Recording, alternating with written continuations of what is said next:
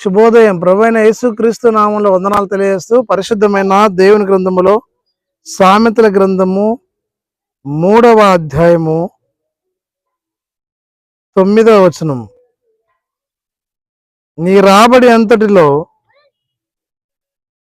ప్రథమ ఫలమును నీ ఆస్తిలో భాగమును ఇచ్చి యెహోవాను గణపరచుము.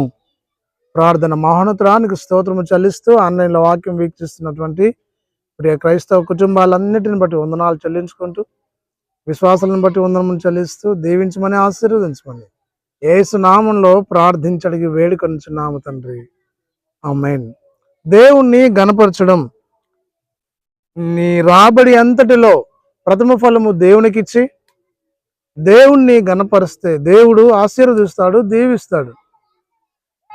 ఆస్తి అంతట్లో ఆయనకు భాగం ఇచ్చి, దేవుడు రాబడిని, ఆస్తిని కోరేవాడు కాదు, కానీ హృదయంతరంగికములో నుండి వచ్చిన మనస్ఫూర్తి కానుకను ప్రభువు ఇష్టపడే దేవుడు.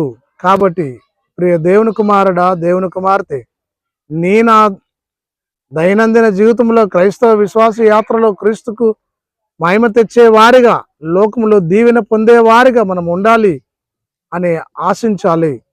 దేవుని దీవెన పొందడానికి ఈ లోకంలో మానవులకు ఇచ్చిన ఒక వరం, ఆయన ఇచ్చిన ఆస్తిలో, ఆయన ఇచ్చినటువంటి కానుకల్లో, ఆయన ఇచ్చినటువంటి జీతములో, ఆయనకి ఇచ్చినటువంటి, ఆయన మనకిచ్చిన దానిలో మనం దేవునికిచ్చి దేవునికి మహిమ తెచ్చే వారిగా ఉండినట్లు పరిశుద్ధాత్మ యొక్క దేవుడు మనందరికీ సహాయం చేసి నడిపించి దీవించును గాక. నిజమే, ఈ లోకములో దేవుని ఆశీర్వాదం ఉత్సాహంగా ఇచ్చేవారిని దేవుడు ప్రేమించును, ధారాళంగా ఇచ్చేవారిని దేవుడు దీవించును వాక్యం చదివిస్తూ ఉంది. ఈయన దైనందిన జీవితంలో నీవు నేను కూడా దేవునికి ఇచ్చి దేవుని ఆశీర్వాదం పొందుకొని ఈ లోకంలో దేవుని మయపరిచినట్లు పరిశుద్ధాత్మ దేవుడు మనందరికీ సహాయం చేసి నడిపించి దీవించును గాక. ఆమేన్. తండ్రి, కుమార, పరిశుద్ధాత్మ త్రియేక దేవుని దీవెన సదా తోడే ఇండి దీవించును గాక.